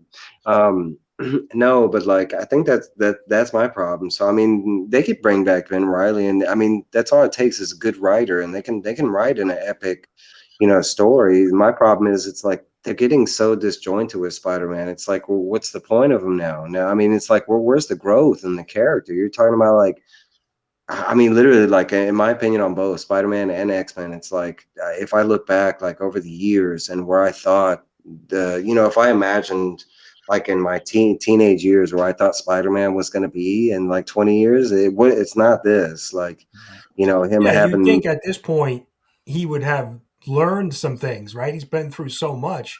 He would, just as a person, he'd figure some things out. I mean, yeah, I get that Spider-Man at his core is, he's kind of down on his luck. That's the character. But, after 60 years, and I understand the comics don't, we're not, Spider-Man isn't, 80 years old now, but in the comics, he's, late 20s or mid 20s. You'd think he would have, figured some stuff out by now, but it's the same stuff. He can't pay his rent. He's living with 3 roommates, just like the same stuff over and over again. Right. And even when he did succeed, right, because he had Parker Industries, and that was the Dan Slott run, they just couldn't let it be. Like, right. He was this, right. Blow that up. Yeah. Right. He finally reached Tony Stark level. And then, I guess Dan Slott was coming to the end of his run, and Nick Spencer was going to take over, and he wanted down on his luck Spidey, and they had to blow all that up. There were people who complained about it too, who said Spider-Man shouldn't be that kind of, character that succeeds. But at the same time, look at the Spider-Man we have now, and nobody's happy with it. Right. So progression was a good thing for Peter Parker and Spider-Man, and they should kind of, let Peter get out of the dumps, let him succeed. It's, right? What's wrong with, like, I don't get that, like, why that's become specifically Peter Parker, because now when you say Spider-Man, it's so convoluted, because you could be talking about Miles, you could be, but okay, right. Peter Parker. Why has that become his moniker, where it's like now it's just, I mean, I want to say like his main story should just be have a bad day for eternity, because it's like that's all it is now. It's like it's just bad luck after bad luck. I mean, you're trying to tell me one of the smartest people in the Marvel universe, and not only does he not get notified as one of the smartest, more intelligent people but he doesn't use it at all. Like, how do you have these qualities of a character on a writer standpoint and you don't even focus on that? Like, bro, you have someone that created his own like web slingers. You have someone that like started his own like technological advanced company, like, and he's still having problems paying simple rent. Like financial stability is his main villain. You know what I'm saying? Like, yeah, no, it's I just don't understand why they haven't tried to move him forward a little bit. And you see it, Dark Ages. So he's in Dark Ages, that series, and he's like an older version of him, Peter Parker, and he's with MJ. He has a daughter, and he's like more seasoned and experienced. I mean, they haven't shown much of it, but I would much rather start to see that. As he's older. I mean, he's still, at least my guess in the comic books, he's still like 20s, mid 20s. He's still fairly young, but he's been through, years and years of craziness in his life that he would start to mature a little bit and figure things out. I would think a little bit. Yeah. Did anybody read the Abrams Spider-Man series? No. I bought it. I started it, but I never finished it. But even in that series, which pushes him into the future, he's just a loser. He's missing an arm. Like, so many bad things happen to him. It's always like that. They can't ever give him like, and I don't want him to have this happy ever after ending, because that stops the character, period. Right. Right. Like, I don't want that either. But no, because I mean, like, that's the whole thing, especially because that's the way they're using it, right? They're using it like a cash cow. Like, yep, if as long as we can just, slap a Spider-Man suit on a store, we can keep pumping out our store, But you think about it, like, I mean, you can give us good stories, like, and it's not that hard. Like, the prince went to the castle to save the princess from the dragon. Like, how hard is that shit? Like, to come up with, I mean, and you're talking about, you can't tell me that Marvel does not have some storytellers within their belt of like who they're like, it feels like I mean, you're talking about all the great writers that not Spider-Man, but all the great writers that Marvel had this past year that I've seen. I mean, we're talking about Zdarsky, Ram V. We're talking about like, um, I'm trying to remember who else. I mean, Cates. I mean, we're talking about some of the newer big, writers in the community that have sprouted up over the past couple of years, and like, how come none of them were on Spider-Man at some point? Yeah, we had Zdarsky do like life story and stuff like that. I'm not talking about an elsewhere story. I'm talking about like main continuity. Like, why has Marvel taken one of their biggest properties and like let all these other like either independent people come in that are like fresh, new, just getting started, or like they're already kind of up in arms writers as it is, like Nick Spencer before then. I mean, what were his big runs before then, or what were they so established that like everybody was like a huge Nick Spencer fan before he took over Spider-Man? I mean, I didn't see that. I mean, yeah. I think Chip Zdarsky did Spectacular Spider-Man for a little bit, and that was a pretty good series. But I don't know why it ended. Honestly, But probably just wasn't selling like the ASM title because it wasn't ASM.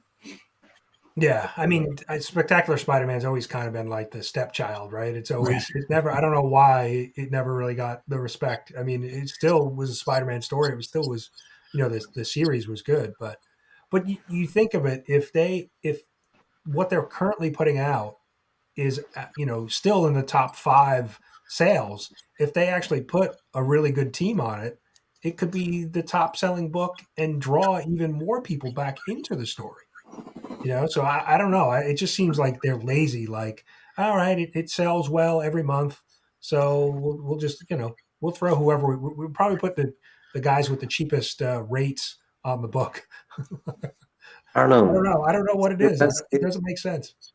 It's really weird because they do have big name people attached to certain stuff. I mean, we had Cage attached to Venom, and then he moved to Hulk. We had like, I mean, so they have had, and it's funny who they kind of like sponsored within those characters. I mean, it was like Black Widow, like Thor, like Hulk, Venom. Like this past year, there were like that had like big writers or big artists that were attached to the books, and then it's like the X-Men, some of the other ones. I'm not going to say they didn't have big writers or whatever, but like as far as like, I mean, you're talking about how many books from the X-Men franchise, as far as like if you were reading X-Men, like how many is in the X-Fan, because it's X-Men comparatively is kind of like Batman to me. I do read all the Bat families, so I mean, to read the Batman story, there is quite a lot you got to read, but X-Men kind of works the same way. I mean, X-Men, it's not like you can just read X-Men and get that whole story. Now you got to read X-Force, X-Factor, and X this, X that, so it's kind of the same thing, but it's kind of like, out of all those books, I mean, and the only one I can really think of, and I think most people will agree with me, but like out of this past year, all those X-Men titles I read, the only one that stands out big time was Strange Academy. I mean, I think the only reason it stood out that way is Scotty, I mean, like, I mean, the Dugan, as far as I know, most people didn't even like Dugan's run of X-Men and stuff like that. And But I think if you look at like what DC's doing with Batman now, right? They have so many Batman titles out, but I've heard, I'm not reading a lot of them, but I've heard a lot of good things. And, so you've got multiple storylines. Reptilian was out, Batman and Catwoman, Robin and Batman. I heard that series. I didn't pick up that series. That three issue series was really good. And so, DC is now pumping out a ton of Batman stories, but they have some good, creative teams on it. And although there's 10 different Batman stories, I'm hearing like many of them are good.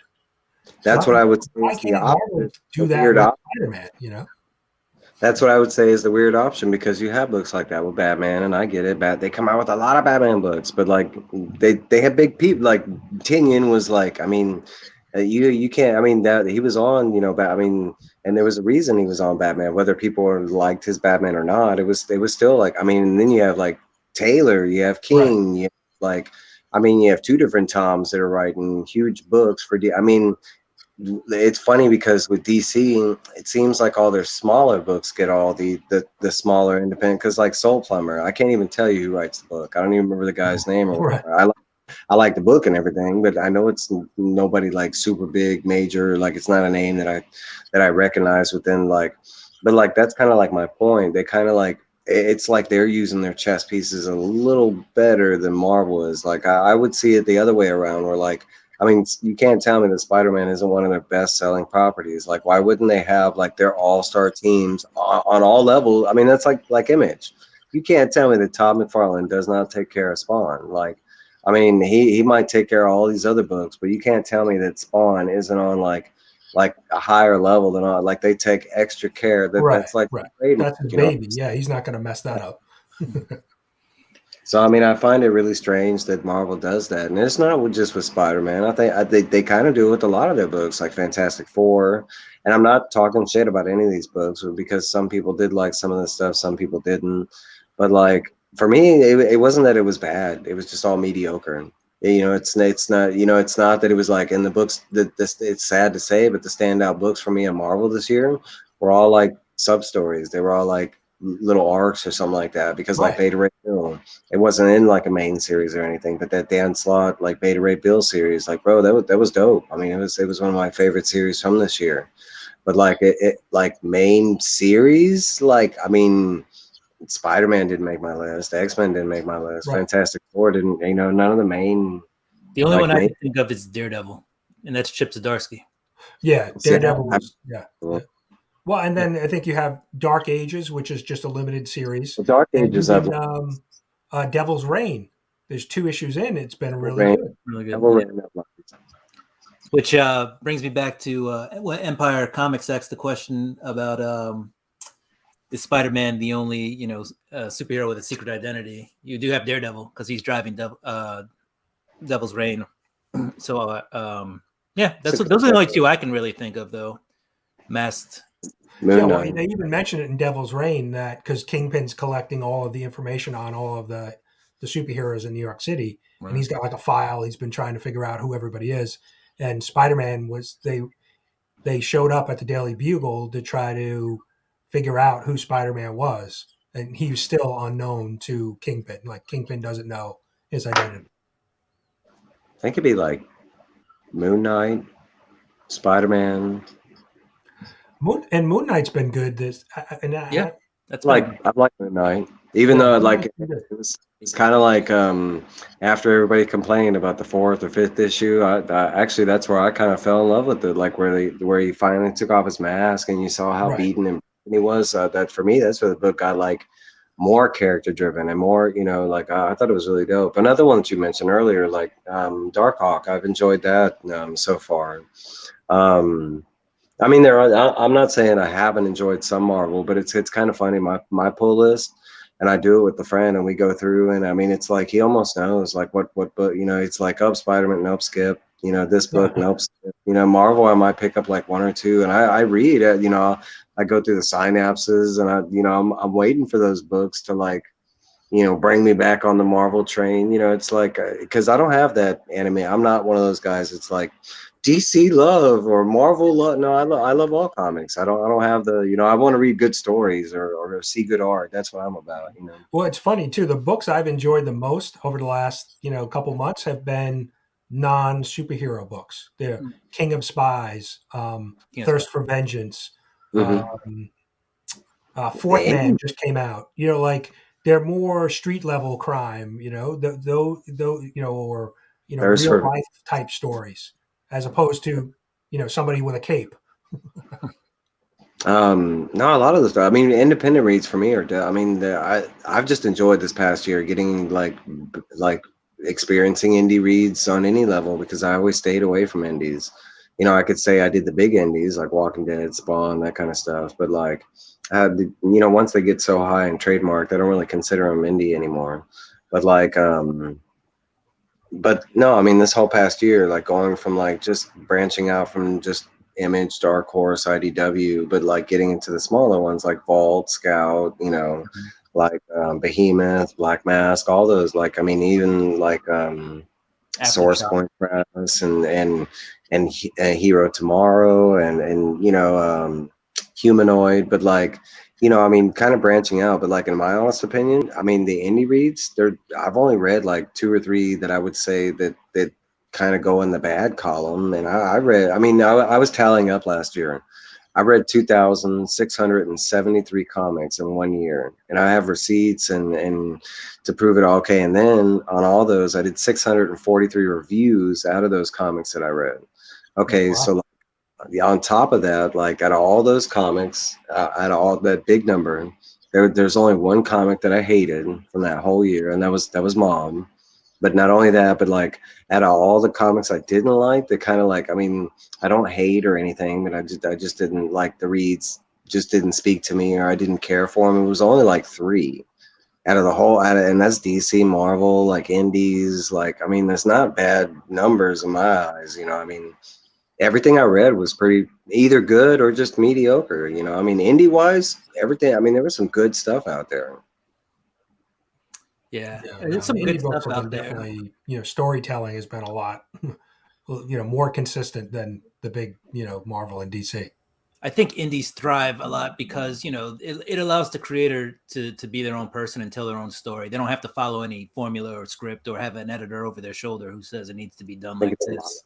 like that. It's a lot more freedom. You can do more graphic, more. You don't have to be so limited as far as like what's in the contents of the. Because shit, some of the ones that spoke to me the most are the ones that tackled race or drugs or the high volatile stuff that the big two either can't or won't touch on, that kind of thing.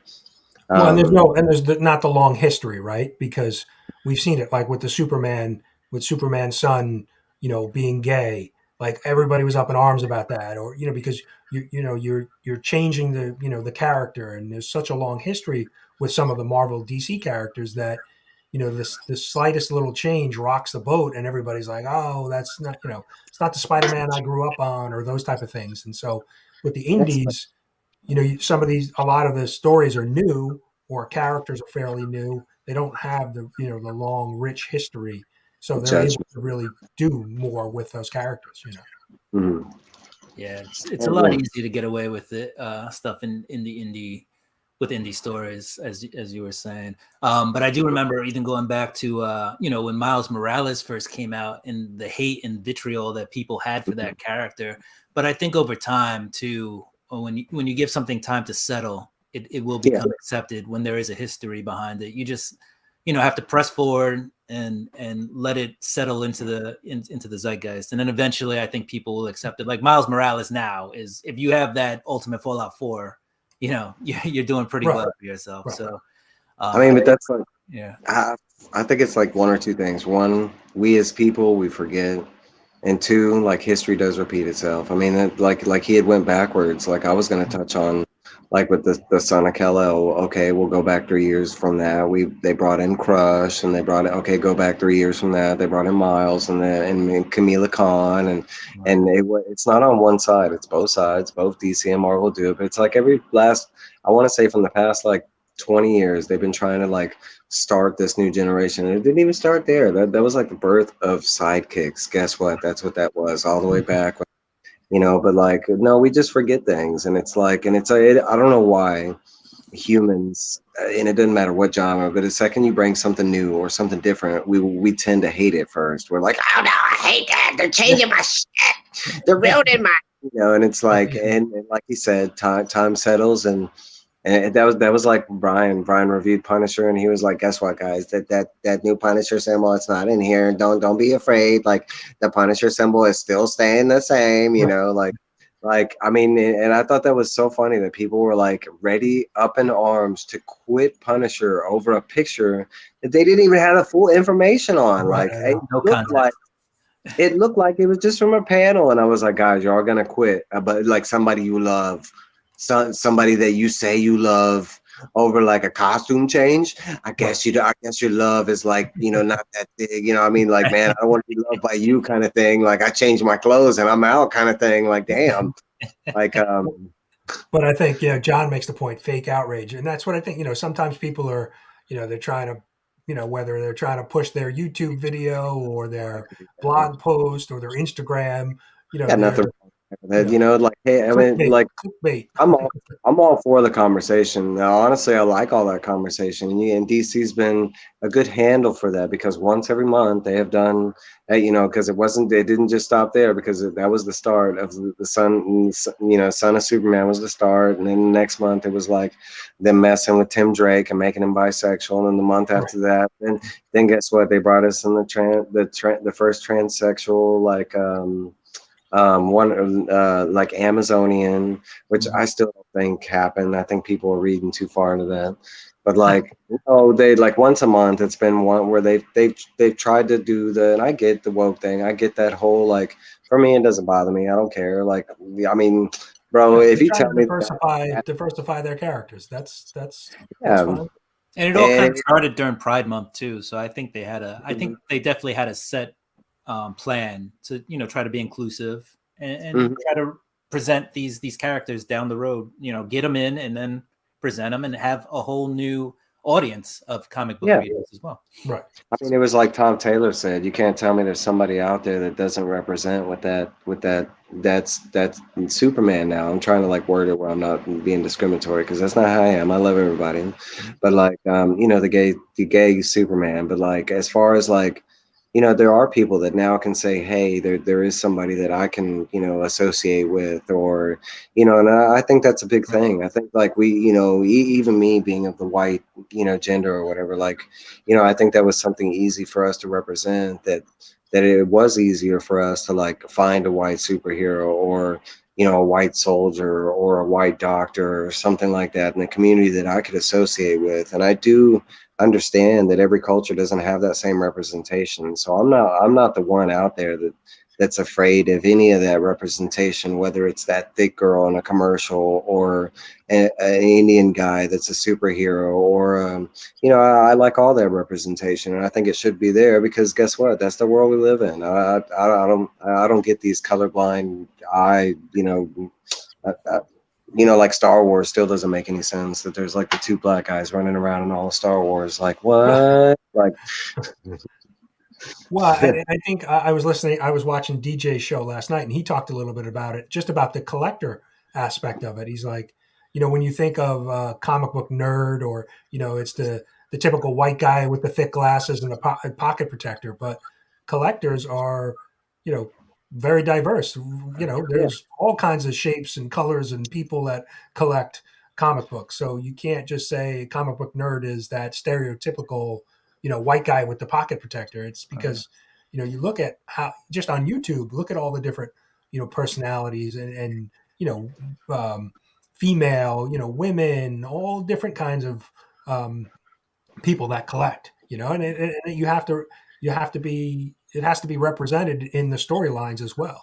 Right. We're all not comic book guy from The Simpsons. Like, right. Exactly. I think that's who DJ referenced, right? Yeah. Yeah. The stereotypical fat, nerdy guy. Yeah. It's the, you just look at the YouTube channels just look at that. Your dentist could, the dentist that you go to could be a comic book guy because we have one that and that attorney could be that comic book fan or the comic book writer, or I mean I can say our community because I mean that's like, even though we're in the community, I mean most of us have different jobs that don't pertain to comics whatsoever, or and some of us are fortunate where we might work at a LCS or we might work for a comic company or something like that on some level, but most of us don't. We might be burger flippers or a dentist or an attorney, or I mean, but that's what I love about the fandom is like, but like meeting people like Jerry, or I mean, like I would not expect like if I saw Jerry in real life, or if I saw Brian in real life, I don't think I'd expect like, if I could imagine, you think Brian's at home reading Spider-Man, like I'd probably see him on the streets thinking he's some kind of like like he's into watching like the Tiger King, and I don't know. Yeah, I mean, you never know about people. Like, Yeah, no, it's so true. I mean, you think of all, like, we know a little bit more about the YouTube creators, the channels in the comic book community, and we've got a lot of smart guys and women. We've got lawyers, we've got all different backgrounds. A lot of guys in IT, teachers. I mean, there's a ton of different backgrounds that are all, part of the comic book, community. Real estate, like all kinds. It's Yeah. crazy. Yeah. Yeah. Where is Comic Journey? Thinking of real estate. Yeah, it's all awesome. Too I cold don't to know. be outside. In like a week. No, but that's another thing I can't say is it's funny because now that we've gotten to meet a lot of the different creators and you're branching out and stuff like that, but you find that most of us are kind of like centralized in the same places. There's a ton of like New Yorkers that are on YouTube. There's a ton of like Californians that are on YouTube, a ton of Florida, there's, and it's kind of funny to see that there's like kind of generalized areas, I haven't met anybody from New Mexico yet. You met anybody from New Mexico or you met anybody? I don't think so. I think right. Yeah, I think a lot of our a lot of East Coast folks, right? And then some Midwest, right? We've got Tyler and Chip and those guys that are kind of like mid, and then you've got West Coast guys too. Yeah. It's usually big city guys. I guess anybody who lives in the boonies, it's a little harder, I think, for them to get into comics, right? You got to drive 200 miles to get to an LCS. So everything has to be shipped to you. So some places I think it's just hard to actually. Yeah, no, it's true. There. I mean, I'm lucky, right? We're lucky. Well, we have.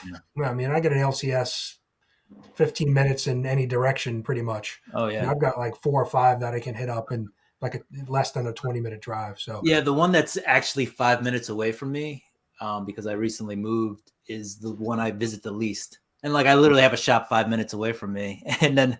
There's one that's maybe 20 minutes away, and that's the one I go to the most. And then, there's another one in between both of those, and I go to that one here and there. So it's crazy though. I have options, and like the easiest option is like not even the one I choose to go regularly. So. I wonder if that's the same one I'm thinking about. There's one that I went to on Free Comic Book Day, and it was like first time I visited them. And the shop was like, I felt like it was like a fire trap. The store, the way it was set up, like I think we're thinking about the same place. Very tight. It was like you walked in, and to look at the back issues, it basically was like a dead end, and you were like trapped. Right, and if anybody else came in, it was very hard for you to get out. I was like, and I'm not like claustrophobic or I got into the space, and I was like, I don't really like this. I want to get out of the store. Like, somebody help me. Because a lot of people were coming in for free comic, to look at the free comic books. And I was basically stuck like in a corner, like behind like 10 people. And I'm like, I don't like this. Stuck there like, come on. Hey, well, guys, I'm gonna have to run though. I'm gonna have to get off. I have to go run some errands and stuff. I'm gonna wrap up too. I gotta go get some lunch. I'm hungry. Yeah, I'm actually gonna jump off and do a quick stream at 2 and just open some boxes and stuff and just chill with some friends. Jump on. Yeah, and I think Slab Hub is on 2:30. Yeah, so I'm gonna try to fit myself in between there, not run over too much. But yeah, I just have a bunch of boxes, and if I try to do a video for each one, it's just gonna take forever.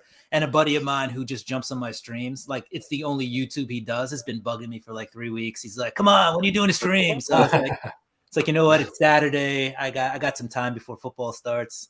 I'm gonna watch some playoff football today too. And I was like, you know what? I'll do a little stream for you. Yeah, the live stream's so convenient when you've got stuff kind of piling up, Yeah. You don't have to worry about editing. You just kind of jump on and go do it. So yeah. Just do it. And it's fun to just have normal conversations like this. I'll probably throw out a link to have some people jump on. We'll keep it short, short and sweet, and whatever. But Mike, it was a pleasure to have you on. Thanks for jumping on, guys. I appreciate it. I would have never stayed on for an hour and 40-something minutes talking. Evil Mike's going to real life, Mike. He's got stuff. Got stuff to do. I gotta get ready for spine ticks. There you go.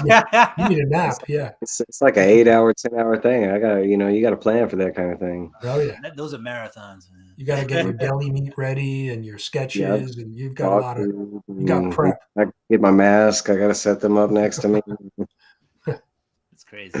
All right, guys. Well, thanks for jumping on. We'll jump over to your channel, I guess, and you're gonna go live now or a couple minutes? In a couple minutes, like 2:00. I'm gonna go get a water, maybe maybe a cup of coffee or tea. Yep, I got you. All right, we're gonna go out with Mr. Matt Foley. We haven't seen him since the Comic Book Community Awards, but we'll bring him back. I set up that video call with a motivational speaker. Can you please give it a try for us? His name is Matt. Well, hello there. As your wife probably told you, my name is, what's going on here with this camera? Well, your wife probably told you my name is Matt Foley, and I'm a motivational speaker. And, we set this up to talk to you today because I understand, wait. Let me tell you a little bit about myself.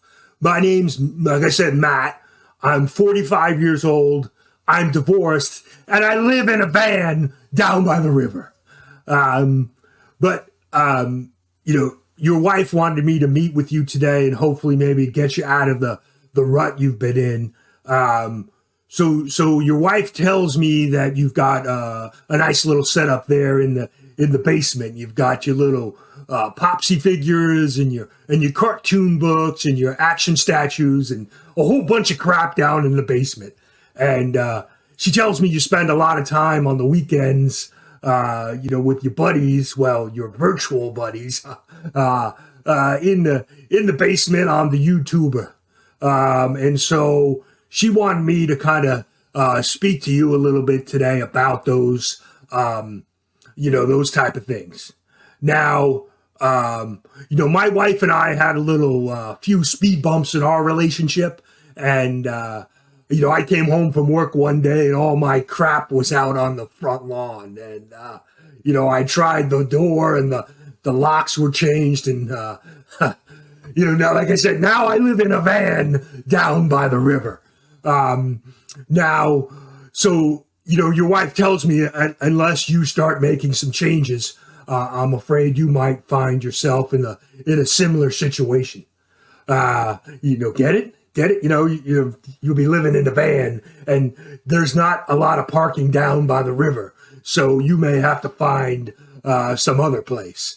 So, she tells me, that you haven't touched her in a few months, and you're always playing with the little cartoon books there, and